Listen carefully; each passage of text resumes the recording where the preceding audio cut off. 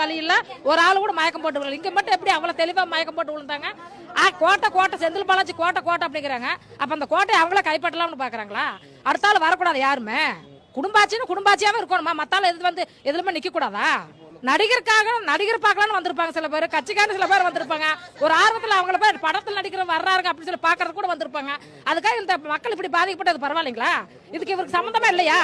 இல்ல இந்த கோட்டையாளருக்கு இதுக்கு சம்பந்தம் இல்லையா? உயிர் போயிருச்சு. இப்ப எங்களுக்கு என்ன? எங்களுக்கு பணமெல்லாம் வேண்டாம், நிதி உதவி தலா 10 லட்சம் அதெல்லாம் வேண்டாம். எங்களுக்கு பொண்ணு சுரோட வேணும். இதுக்கு வழி சொல்லுங்க நீங்க. அந்த பிள்ளை 2 வயசு பிள்ளை வீட்டு விட்டு வந்திருக்குது. அந்த பிள்ளைக்கு அப்பா இல்ல. அந்த பிள்ளை எப்படி நாங்க கரையாத்திர சின்ன குழந்தைய வச்சுனாங்க? இப்படி பண்ணிட்டாங்க, சதி பண்ணிட்டாங்க. பரவாயில்லைங்களா? விஜய் அதாவது வந்துங்க, அவர் பேச 10 நிமிஷத்துல இருக்கவே கரண்ட் கட் ஆகுது. கரண்ட் கட் ஆனது அப்பவே ஆம்புலன்ஸ் ரெடியா நிக்குது. எதுவுமே இல்லாத அசம்பிளாக இடத்துல 40 ஆம்புலன்ஸ் எதுக்கு வந்து நிக்குது? ஒண்ணுமே பிரச்சனை இல்லப்பா.